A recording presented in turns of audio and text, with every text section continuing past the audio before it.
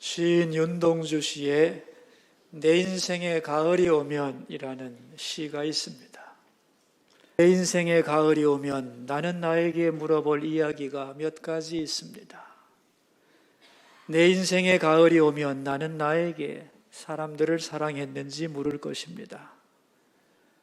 그때 가벼운 마음으로 대답하기 위해 나는 지금 많은 이들을 사랑해야겠습니다. 내 인생의 가을이 오면 나는 나에게 열심히 살았느냐고 물을 것입니다.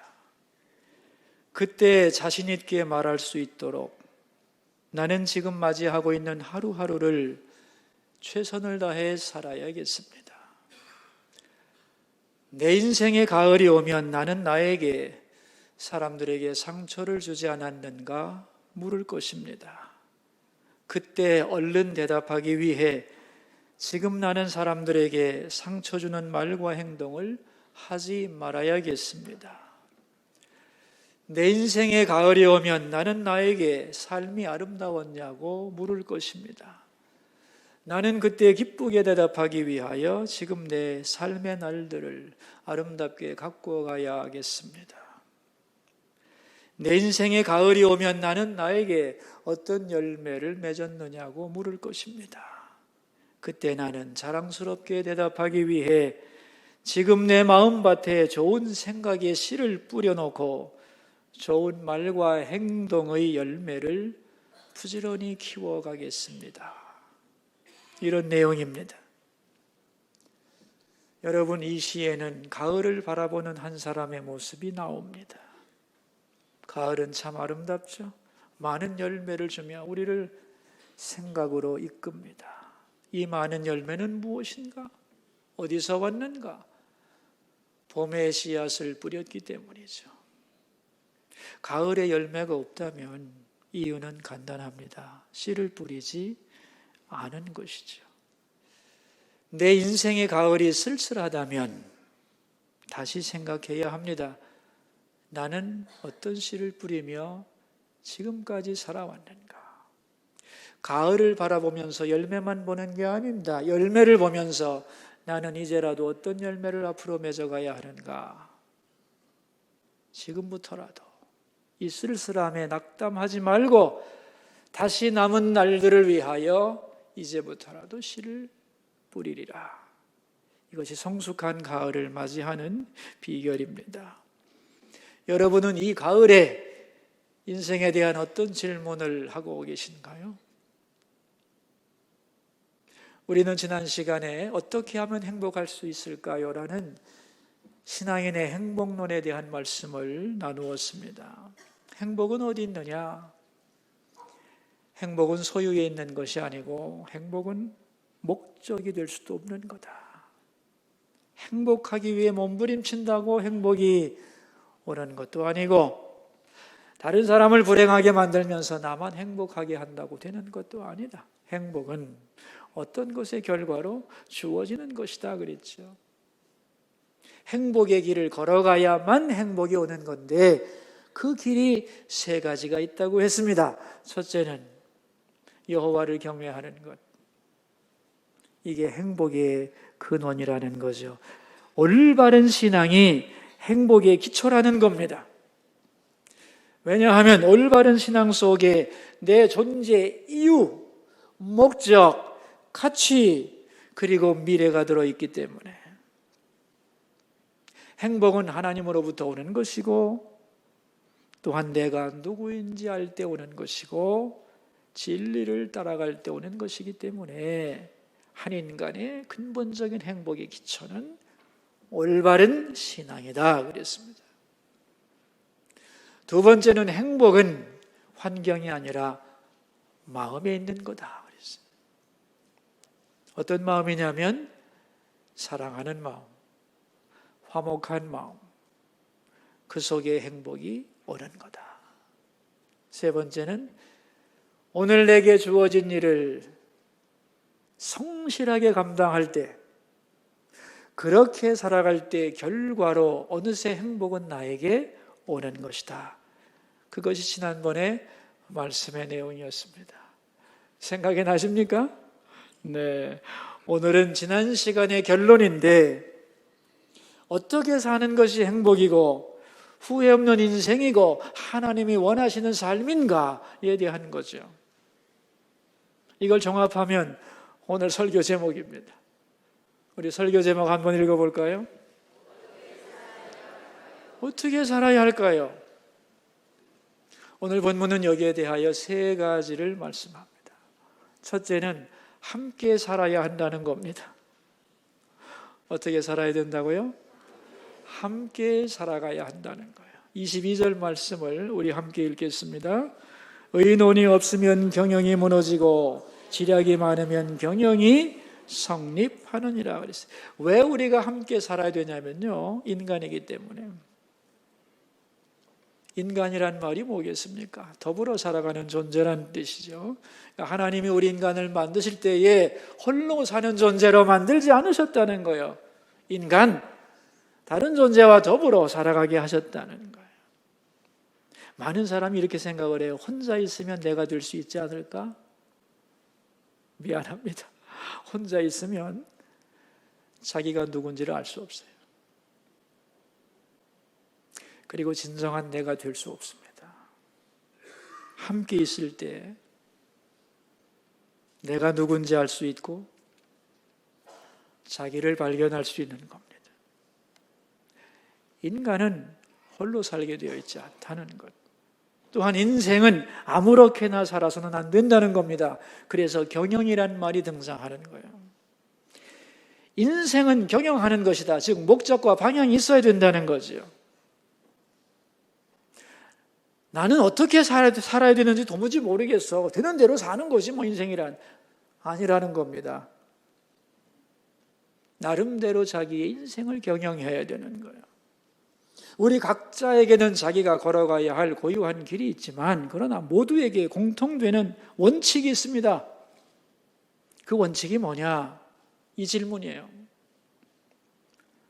혼자 갈 것인가 같이 갈 것인가?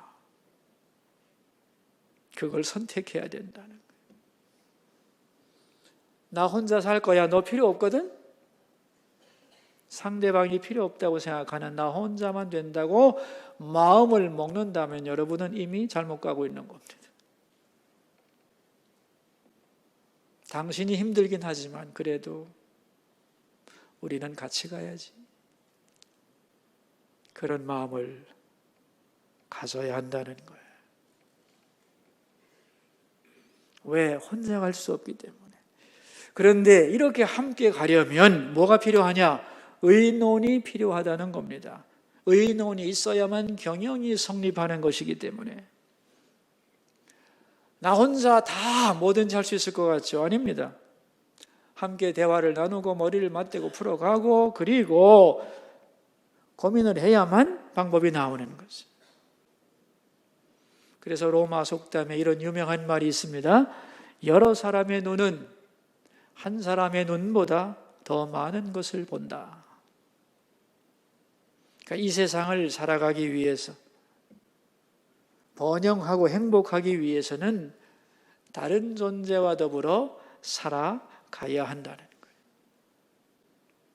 그래서 이스라엘에서는 여러분 어린아이들에게 어떤 문제를 주고 풀려고 할 때에 혼자서 풀 수 있는 문제를 주지를 않습니다. 함께 협력해서 풀 수 있도록 만들어주고 함께 해결하라는 거예요. 그래서 잘 해결하면 모두가 좋은 점수를 받고 그러지 못하면 모두가 좋은 점수를 받지를 못합니다. 이런 과정을 통하여 공동체 의식을 길러주고 함께 하는 것의 힘이 무엇인가를 가르치는 거죠. 최근에 우리나라의 이스라엘 교육 방법으로 소개가 되어서 주목을 끌고 있는 하브루타 교육 같은 것도 다 이런 겁니다, 여러분. 아이들이 수학 문제를 예를 들면 풀다가 모르는 문제가 나오고 풀기 어려우면 그 자리에서 다 모여가지고 토론을 하는 겁니다. 나는 여기서 어떤 것 때문에 막혔는지, 저 아이는 이 문제를 어떻게 극복하고 있는지 이런 것을 말로 토론하면서 다 해결을 합니다. 그리고 가서 또 푸는 거죠. 공부도 함께 하는 것이다. 그런 얘기죠. 유명한 실험이 있죠. 원숭이를 우리에 가두고 시끄러운 소리를 막 들려주어서 스트레스를 무지하게 많이 받도록 했습니다. 그럴 때 나오는 스트레스 호르몬이 코르티솔인데, 스트레스를 많이 받을수록 이 농도가 높아지는 거예요. 근데 이 코르티솔이 많아질수록 사고력이 손상되고 자기 통제가 안 되는 겁니다. 그런데 이 스트레스 호르몬이 막 나오고 있는 원숭이에게 친구 원숭이를 한 마리 들여보내주면 코르티솔 농도가 뚝 떨어집니다. 똑같은 조건이고 환경인데 누군가가 옆에 있다는 사실 하나만으로도 이 수치는 현격하게 저하된다는 거예요. 결론이 재밌죠? 더불어 살아갈 때 사람은 물론 동물까지도 스트레스를 견디고 건강하고 행복하게 살아갈 수 있다, 그런 말이죠. 그래서 혼자 산다, 다른 사람 필요 없다는 마음, 이런 것을 우리 속에서 버려야 한다는 거죠. 내 인생 경영해야 되고 함께 모여 의논해야 되고, 그래서 행복의 중요한 요소 중에 하나가 관계라는 것입니다. 여러분, 네트워크라는 말 들어보셨죠? 네트워크의 시대죠. 홀로 살 수 없는 더불어 사는 사회인데, 그래서 21세기의 중요한 용어 중에 하나가 커뮤니티, 공동체라는 말이에요. 그러니까 외톨이가 되지 말고 내게 주신 공동체를 소중히 여기고 함께 살아가는 훈련을 해야만 건강하고 정상적인 인간이 될 수 있다, 그런 얘기입니다. 저는 상담하다가 많은 얘기를 들어보는데 이런 말을 들어봐요. 내 주변에는요 너무 사람이 없어서 외로워요 그러는데, 여러분, 아닙니다. 하나님은 이미 우리에게 많은 분들을 주셨다는 것을 믿어야 합니다. 내가 해야 할 일은 사람이 없다고 외로워하는 것이 아니고 함께 가야 한다는 것을 인정하고 내가 마음을 열어야 되고 어떤 사람과 같이 어떻게 가야 되는가를 생각해야 되는 거죠. 이미 주신 관계만 잘 발전시켜도 우리는 절대 외롭지 않도록 하나님이 이미 많은 사람들을 우리 옆에 주셨다는 것을 믿을 수 있기를 바랍니다. 자, 그렇다면 이제 누군가 나에게 함께 하자고 하는 제안과 부탁을 했을 때 나는 어떻게 그들에게 대답해야 되느냐는 거예요. 그게 23절인데 같이 읽습니다. 사람은 그 입의 대답으로 말미암아 기쁨을 얻나니 때에 맞는 말이 얼마나 아름다운고. 대답을 잘해야 되는 거예요. 왜냐하면 상대방이 나를 향하여 뭔가를 질문하고 제안을 했을 때 나의 대답에 따라서 그 관계가 이어지기도 하고 단절될 수도 있는 거거든요. 대답을 잘하면 소통되면서 사람을 얻는 거예요. 함께 갈 수 있는. 그래서 대답이 아주 중요하다, 그런 얘기입니다. 근데 그 중에 하나가 뭐냐면 때에 맞는 말, 타이밍이 정확한 말을 해야 한다는 거예요. 그럴 때 인간관계가 넓어지고 좋아지고 부드러워진다는 거예요. 저는 이제 사람들을 만날 때 우리가 처음에 만나면 인사하잖아요. 근데 인사하는 것만 딱 봐도 저 사람이 참 속이 편하고 좋은 사람인지 꽤 까칠한 사람인지 구별되시죠? 이 대답, 인사가 굉장히 중요한 관계의 시작 아니겠습니까, 여러분? 기분 좋게 누군가가 나를 칭찬을 한다고 그러면은 그 칭찬도 잘 받아 넘겨야 됩니다, 여러분. 아유, 오늘따라 참 아름다우십니다. 그렇게 누가 나를 칭찬했다면 여러분은 뭐라고 대답하시겠어요? 이 칭찬을 잘 받아야 되거든요. 감사합니다. 그럼 되는 건데, 아닙니다. 절대로 아니요. 그럴 리가 있나요? 뭐 이러면은 말한 사람이 뭐 적어주는 거죠. 그런가 하면 나를 비난하고 반대할 때도 있죠. 그죠? 그럴 때는 네가 뭘 안다고 이런 사람도 있는데, 아닙니다, 여러분. 그럴 때는 물론입니다. 맞아요. 그럴 수도 있습니다. 그렇게 받아들여야 돼요. 한경직 목사님이라고 우리 기독교의 훌륭한 목사님으로 인정받는 분이 계신데 그분은 목사님 중에 말 실수가 제일 적다고 평가받는 분이에요. 그분은 이런 말씀을 늘 하셨다고 합니다. 누가 옳은 말을 하고 좋은 말을 하면은 맞습니다, 옳습니다, 그렇지요 하고 아주 좋게 기분 좋게 끄덕거리셨다고 그래요. 그럼요, 맞습니다. 누가 반대하고 잘못된 말을 하게 되면은 오, 일리가 있습니다, 그렇게 늘 말씀하셨다고 그래요. 반대하지 않고, 그래서 아무도 적을 만들지 않았다고 합니다. 제가 작년 여름인 것 같은데 1층에 이렇게 이제 서 있는데, 이제 우리 일요일 날 보면은 교우님들이 막 서로 만나잖아요. 가족들도 만나고 그러는데 결혼한 부부를 보고 어머니가 반가우니까 예, 아들을 보고 하는 말이에요. 예, 너 얼굴이 왜 그렇게 상했냐? 이렇게 인사를 하셨어요. 그래서 제가 뒤를 확 돌아봤어요. 며느리가 있나 하고. 있더만. 어머니가 볼 때 반갑죠. 얼마나 보고 싶었겠어요. 얼굴이 상하게 보인 건 맞는 거죠. 어머니 눈이 그런 거지 뭐. 염려해서 사랑해서 하는 말인데 그 말을 옆에서 듣는 사람을 한번 생각해 보세요. 내가 남편에게 잘못해준다는 말이구나. 상처받을 수 있어요. 그 말 소화하기가 참 어려웠겠다고 제가 느꼈습니다, 여러분. 만약에 상상력을 발휘해서 다음 주에도 한번 그런 비슷한 말을 하면은 이제 교회 나오기 싫을 겁니다. 그 부분은. 여러분, 인사말 한마디도 이런 겁니다. 때에 맞는 말이 중요한 거거든요. 지금 반가운 거, 지금 목표가 반가운 거 아니야. 그럼 아이고 얘들아 반갑구나, 잘 지냈니? 그럼 끝나는 걸 가지고. 그럼 그 다음 만날 때도 반가워질 텐데 만나는 시간이 두려워지도록 인사를 하면 안 됩니다, 여러분. 때에 맞는 말이 얼마나 아름다운 거 그랬어요. 이게 관계를 아주 중요하게 좌우하는 타이밍이라는 말이죠. 여러분, 이 시간, 잘못된 이 타이밍에 맞지 않는 말이 많습니다. 대표적인 것은 뭐냐 하면은 결정을 해놓고 딴소리 하는 겁니다. 여러분, 우리가 회의를 할 때는 여러 가지 다양한 의제가 나오고 거기에 대한 각자 의견이 있고 또 어떤 것을 바라보는 시야와 각도가 다르기 때문에 의견이 대립될 수도 있고 일치하지 않을 수 있죠. 그래서 좀 격론이 벌어질 수도 있는 겁니다, 과정에서는. 그런데 결정을 어떻게 하기로 딱 했다. 그럼 그 다음부터 어떻게 해야 돼요? 내가 거기 반대를 했든 찬성을 했든 이제 함께 의견을 모아서 이렇게 가기로 했으면 그 다음부터는 그 길로 가도록 마음을 모아야 되는 겁니다.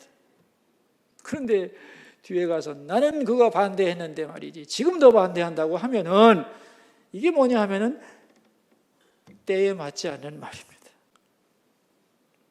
회의 때 해서는 좋은 말이지만 회의가 끝나고 하면 공동체를 헐어버리는 말이 된다, 그런 얘기예요. 그래서 내 말 한마디, 인사 한마디, 대답 한마디, 그리고 내가 하는 이 말이 적절한 건가? 타이밍에 맞는 건가를 잘 판단하고 말하면 관계가 좋아진다는 거예요. 우리가 어떤 사람을 소개하고 또 축하해 줄 때 막 박수를 칠 때가 있지 않습니까, 여러분? 근데 이 박수를 치는 걸 보면 또 그 사람을 알 수 있어요. 여러분, 박수 치는 법을 제가 가르쳐 드릴게요. 조금 있다가 우리가 새신자 환영을 할 건데 박수 치는 법을 미리 가르쳐 드리겠습니다. 3가지가 있습니다. 첫째는 뭐냐 하면은 이 팔을 펴야 됩니다. 팔을 펴고 박수 받는 사람 얼굴을 쳐다보는 거예요. 그리고 7초 이상 쳐야 됩니다. 몇 초? 7초 이상. 그러니까 이렇게 하는 거죠. 근데 그렇게 하지 않았다고 생각합시다. 팔을 안 폈어. 팔도 안 펴고 안 쳐다봤어. 그리고 2번 쳤어. 연 먹어라가 되는 거예요. 인사도 그렇고 박수 하나도 이걸 받아들이는 입장에서 잘 생각하고 제대로 해야 된다는 거예요. 그래서 대답을 통해서 사람을 얻기도 하고 사람을 잃어버리기도 하고 관계를 이어가기도 하고 스스로 파괴하며 외톨이가 되기도 한다 하는 말이에요. 자, 우리가 혼자 살 수 없기 때문에 함께 가야 된다면 그럼 어떤 사람과 함께 가야 되는가? 25절과 6절입니다. 같이 읽죠. 여호와는 교만한 자의 집을 허시며 과부의 지게를 정하시느니라. 악한 꾀는 여호와께서 미워하시나 선한 말은 정결. 교만한 사람과 함께하면 안 된다는 거예요. 또 과부의 지게를 허는 사람은 안 된다는 겁니다. 여러분, 과부가 뭐냐 하면은 약자의 대표거든요. 보호해 주는 사람이 없어요. 과부가 자기 땅을 가지고 있는데 힘센 사람이 그 경계선을 옮겨버리면 누가 하소연을 해주겠어요. 그래서 약자를 억압하는 자의 과부의 지게를 옮기는 사람이죠. 힘없는 자를 억압하는 자를 가까이 하지 말라는 거예요. 또한 26절에 보시면 악한 꾀를 도모하는 자 가까이 하지 마라, 그런 얘기입니다.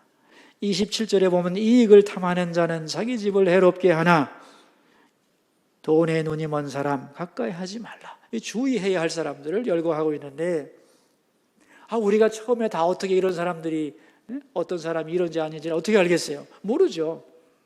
함께 걸어갑니다. 그러나 이런 것이 분명하게 드러난다면 그때는 내가 다시 생각을 해야죠. 관계를 조심해야 되고 끊을 것은 끊어야 되는 것이지, 계속 한다면 끌려 들어가서 자기 인생도 함께 얽히게 된다, 그런 얘기입니다. 자, 이제 그렇다면 어떻게 하면 우리가 인생길을 걸어감에 있어서 더불어 가는데 또한 악에 빠지지 않고 바른 길을 갈 수 있느냐 하는 게 두 번째 주제인데, 그게 24절입니다. 같이 한번 읽죠. 지혜로운 자는 위로 향한 생명길로 말미암음으로 그 아래에 있는 스올을 떠나게 되느니라. 스올이라고 하는 것은 죽음의 세계를 말해요. 악의 세계, 어둠의 세계, 피하고 싶은 세계가 스올인데, 이 스올을 떠나는 방법이 뭐냐는 거예요. 여러분, 우리가 안 좋은 것을 하지 않는 방법이 뭐냐 하는 거예요. 좋은 것을 하면 됩니다. 그러면 안 좋은 것을 저절로 안 하게 된다는 거예요. 그 미국의 무디 목사님이 교인들한테 이런 질문을 한 적이 있습니다. 컵에다가 물을 반쯤 따른 다음에, 여러분, 여기 반쯤 빈 컵이 있는데 이 컵에서 어떻게 하면 공기를 뽑아낼 수 있을까요? 그렇게 물었어요. 여러 가지로 생각해 봤지만 저 반쯤 차 있는 컵에 공기를 어떻게 빼지? 그래서 사람들이 모르겠다고 그랬어요. 그때 무디 목사님은 이렇게 말했습니다. 간단합니다. 물을 부으면 됩니다. 하고 물을 부어서 넘치게 했어요. 자, 여러분, 이게 무슨 뜻일까요? 안 좋은 생각을 빼내려고 하는 것은 어렵다는 거예요. 그러나 좋은 생각을 하다 보면 저절로 어느샌가 나쁜 생각은 도망간다는 거예요. 죽음의 길을 벗어나고 스올에서부터 피하고 싶은 사람은 어떻게 되느냐? 위로 향한 생명길, 24절이죠. 위로 향한 생명길을 향하여 열심히 가다 보면 어느새 그 길을 벗어난다는 거예요. 그래서 지혜로운 사람은 악에서 벗어나려고 발버둥 치지 않고 선한 목적을 세우고 그것을 향하여 달려가면 어느새 악으로부터 벗어나게 된다는 겁니다. 그래서 음부를 벗어나는 선행 조건은 음부에서 벗어나야지가 아니고 생명길을 향하여 걸어가는 것이다, 그랬어요. 더 쉽게 말하면 하나님 바라보면서 열심히 살면 죄악을 이기게 된다. 아멘이죠? 그런 말씀입니다, 여러분. 그래서 우리가 흔히 성경에서 말씀을 묵상하라고 그러는데, 이 묵상과 명상은 아주 다른 겁니다, 여러분. 명상은 비우는 것이고 묵상은 채우는 거예요. 여러분, 명상이 가능할 것 같습니까? 생각을 비우고 또 비우고 또 비우고 또 비우고 무념무상, 이게 쉬운 게 아닙니다, 여러분. 왜? 끊임없이 떠오르는 생각을 지울 수가 없어요. 그래서 타협을 했잖아요. 화두를 주잖아요. 안 된다는 뜻입니다. 비울 수 있는 게 아니에요. 우리 머리를 좋은 것으로 채워야 하는 거예요. 하나님의 말씀을 묵상하는 거예요. 묵상이란 뭐냐? 하나님의 말씀을 붙들고 기억하는 거예요. 그리고 이 말씀이 나에게 어떤 의미를 가지고 나에게 다가오는지, 하나님이 이 말씀을 통하여 나에게 무슨 말씀을 하시는지, 내가 이 말씀을 어떻게 지켜가야 될지를 생각하고 붙잡고 하다 보면 그 말씀에 붙들린 삶을 살아가게 되는 거죠. 그래서 우리는 명상 아니라 묵상을 해야 됩니다. 이 기독교가 추구하는 방법인 거예요. 올바른 길로 걸어가기 위해서는 좋은 목적을 세우고 걸어가야 된다는 것이고, 그런데 많은 사람들이 올바른 길을 걸어감에 있어서 방해되는 것, 오늘 본문에는 특별히 한 가지를 딱 집어서 지적을 합니다. 27절인데요. 27절 하반절을 읽어보겠습니다. 뇌물을 싫어하는 자는 살게 되느니라 그랬어요. 여러분, 뇌물을 싫어하는 자는 산다는 말이 뒤집어 말하면 무슨 소리예요?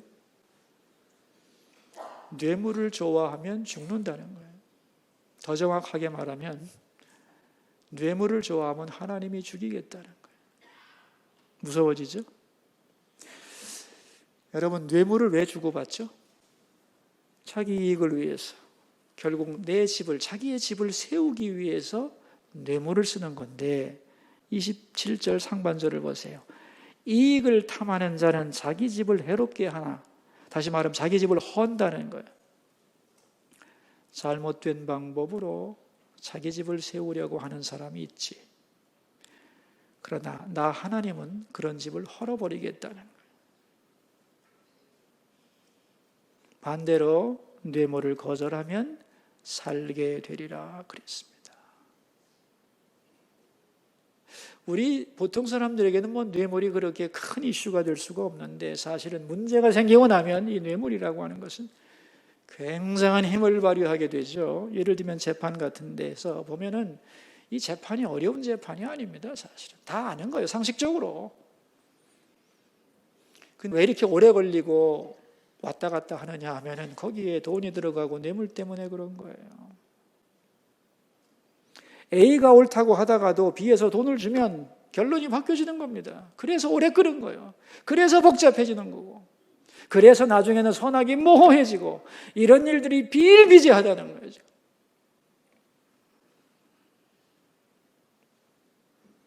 그래서 하나님은 말씀하는 겁니다. 자기 집을 세우려고 뇌물을 받는 자, 내가 그 집을 헐고, 뇌물을 주고받는 자, 내가 죽인다. 그럼 우리는 뭐 상대방을 향하여 내 마음도 표현 못하느냐? 아닙니다, 여러분. 뇌물 대신에 중요한 게 있죠. 선물. 선물이라고 하는 것은 존경과 사랑을 가지고 주는 것이고 받는 것인데, 주는 사람도 행복하고 받는 사람도 행복하죠. 그래서 이 뇌물 문화를 선물 문화로 바꾸는 것이 성숙이거든요. 정말로 마음을 얻는 것은 뇌물 같지만 사실은 선물이라 하는 것이고, 우리 삶에 뇌물이 점점 없어지고 투명해지고 선물 문화가 정착될 수 있기를 바랍니다. 자, 이제 이런 길을, 인생길을 걸어감에 있어서 이 모든 것이 우리의 힘으로 가능하냐? 아니에요. 하나님의 도우심이 필요해요. 그래서 나오는 것이 기도입니다. 우리 29절 말씀을 함께 읽읍시다. 여호와는 악인을 멀리 하시고 의인의 기도를 들으시느니라 그랬어요. 하나님의 도움이 필요한 인생입니다, 우리는. 근데 하나님은 기도를 통하여 우리와 대화하시고 우리와 함께 계심을 확인시켜 주는 거예요. 내 인생길 내가 바르게 갈 것 같지만 힘도 없고 지혜도 없어. 하나님의 인도함을 받아야 돼. 그 기도해야 된다는 거예요. 근데 어떻게 기도하라고 그랬습니까, 여러분? 누구의 기도를 기뻐하신다고 그랬죠? 의인의 기도를 들으시느니라 그랬어요. 야고보서에서는 이런 말씀했죠. 의인의 기도는 역사하는 힘이 크니라 그랬어요. 그러니까 중언부언 기도만 한다고 되는 게 아니라 자기의 기도를 놓고 내 기도가 의인의 기도인가를 질문해야 된다는 거예요. 의인의 기도가 되려면 두 가지를 해야 됩니다. 첫째는 회개의 기도입니다. 회개 없는 기도는 내 욕심에 붙들린 기도가 되어 의인의 기도가 되지 못합니다. 죄인의 부르짖음이죠. 우리의 기도가 새로워지고 하나님 앞에 잘 상달되려면 하나님, 내 생각과 내 마음, 내 말과 행동 보혈로 씻어주시고 내 기도가 정결케 되기를 원합니다. 그래야 돼요. 그럴 때 기도를 통하여 하나님의 인도함을 받고 바른 길로 걸어갈 수 있는 거예요. 또 하나는 내 고집 내려놓고 주님의 은혜를 붙잡는 믿음이 필요해요, 여러분. 그러니까 자기 고집을 가지고 기도하는 게 아니라 주님의 뜻이 뭔가를 찾고 의지하고 나아가는 그러한 기도를 해야 된다는 그런 얘기죠. 이렇게 바르게 의인의 기도를 할 때에 두 가지 선물이 주어지는데 그게 30절입니다. 함께 읽읍시다. 눈이 밝은 것은 마음을 기쁘게 하고 좋은 기별은 뼈를 윤택하게 하느니라. 의인의 기도를 들으면서 바른 길로 걸어갈 때 두 가지 선물이 있어요. 첫째가 뭐냐면 눈이 밝아져요. 그리고 좋은 기별이 옵니다. 그러니까 눈이 밝아진다는 것은 내면의 기쁨입니다. 내면의 기쁨. 여러분, 눈이 언제 흐려지죠? 욕심과 죄에 물들 때, 회개하면서 그런 것을 걷어낼 때, 맑고 정직하고 그리고 하나님의 뜻을 분별할 수 있는 그러한 밝은 눈이 열리는 행복 얻게 된다. 또한 외부로부터 오는 기쁨, 좋은 기별이 온다는 거. 이건 뭐냐면 칭찬과 위로가 있겠다는 거예요. 아름다운 결과가 있겠다. 그런 의미가 되겠습니다. 자, 우리 31절을 한번 읽어보죠. 생명의 경계를 듣는 귀는 지혜로운 자 가운데 있느니라. 이 생명의 경계가 뭐냐면 하나님 말씀의 별명인데요. 하나님의 말씀은 생명을 가져오는 경고다, 그런 말입니다. 그러니까 하나님의 경고를 잘 들으면 생명을 얻는다는 거예요. 32절 읽을까요? 훈계받기를 싫어하는 자는 자기 영혼을 경히 여김이라. 견책을 달게 받는 자는 지식을 얻느니라. 훈계를 받을 때에 영혼이 구원된다는 겁니다. 하나님 말씀을 귀담아 들을 때에 지식이 쌓인다는 거예요. 자, 결론이 33절인데 함께 읽읍시다. 여호와를 경외하는 것은 지혜의 훈계라. 겸손은 존귀의 길잡이니라. 지혜의 핵심은 어떻게 살아가느냐 하는 것의 요체는 여호와를 경외하는 것이다. 그리고 겸손히 행하는 거다. 거기에 행복이 있고 존귀가 따라온다는 거예요. 하나님이 귀하게 보시고 사람 앞에서 가치 있는 인생이 살아가는 비결이 이런 것이라는 거예요. 우리 모두 이렇게 남은 인생을 살아갈 수 있기를 주의 이름으로 축원합니다. 기도하겠습니다. 우리 두 가지 기도 제목 가지고 주님 앞으로 나아갑시다. 첫 번째 기도 제목입니다. 어떻게 살아야 할까요? 함께 살게 하소서. 나 혼자가 아니라 같이 가야지. 이런 마음을 주소서. 또한 악에서 헤어나기 위해 악을 바라보지 말고 생명의 길, 높은 목적을 세우고 걸어가게 하시고, 또한 하나님께 기도하며 그 인도함을 받는 인생 되게 하여 주소서. 기도하겠습니다. 여러분, 자기 소리가 자기 귀에 들리도록 자기의 언어를 가지고 오늘 들은 말씀을 기도로 하나님께 아뢰도록 하겠습니다. 하나님 아버지, 감사합니다. 잠언 15장 하반부의 부를 어떻게 살아야 할까요? 라는 제목으로 전하였습니다. 어떻게 살아야 하느냐고 함께 살아야지. 너는 필요 없고 나 혼자면 된다는 마음, 다른 사람을 배제하는 좁은 마음 우리 가운데서 치료하여 주시고, 내 인생 막 살아서는 안 되고 경영해야 되며 경영에는 의논이 필요하며 더불어 살아가는 인생이라는 것을 가슴 깊이 새기도록 우리를 도와주소서. 악을 어떻게 제거할 수 있습니까? 선하고 아름다운 것을 세우고 달려갈 때 저절로 벗어나는 줄 믿습니다. 이 힘들고 어려운 세대 하나님 도우심 없이 어떻게 살아가겠습니까? 주님,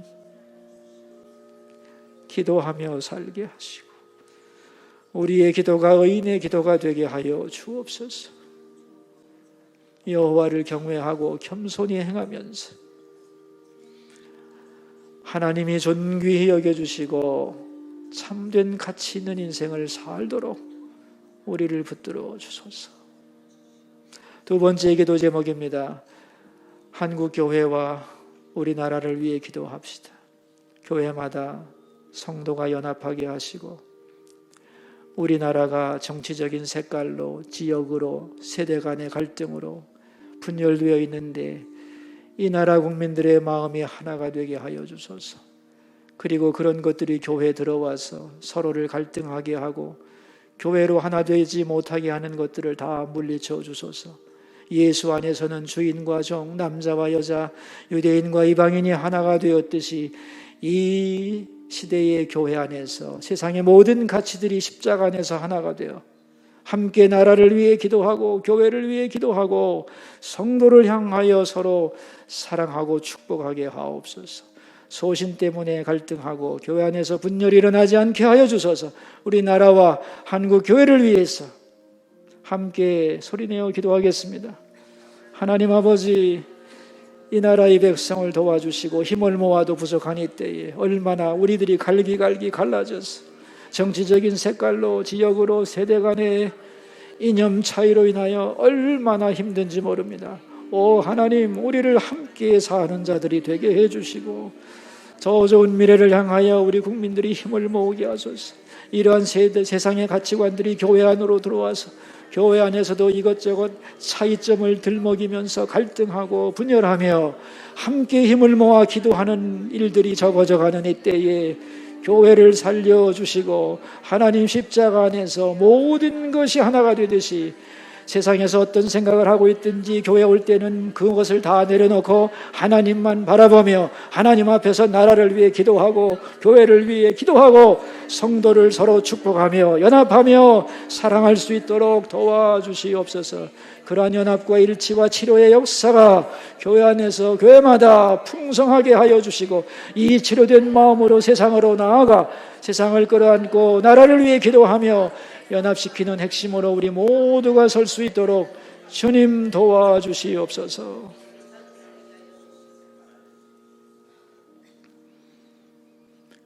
우리를 하나님의 형상을 가진 인간으로 창조하신 하나님, 어떻게 살아야 하는가 가르쳐 주시니 고맙습니다. 더불어 함께 살아가는 마음을 주소서. 홀로 있는 마음, 외톨이 된 심령을 치료하여 주시고 함께 가야겠다 생각하는 마음 다 넣어주시기를 기도합니다. 그리고 내 옆에 얼마나 좋은 사람들이 많은 것을 발견하는 눈을 열어주소서. 우리에게 분별력을 주소서. 그리고 악을 제거하려고 애쓰지 말고 더 높은 선을 향하여 영원한 생명길 바라보며 열심히 달려가는 가운데 어느새 악에서 벗어나게 하시고 내 인생 내 힘으로 살 수 없으니 하나님과 기도로 연결되고 그 음성을 잘 들으며 여호와를 경외하며 겸손히 하나님과 동행하여 하게 하여 주소서. 그래서 하나님 앞에 존귀한 인생, 사람 앞에 가치 있는 인생을 살게 하여 주옵소서.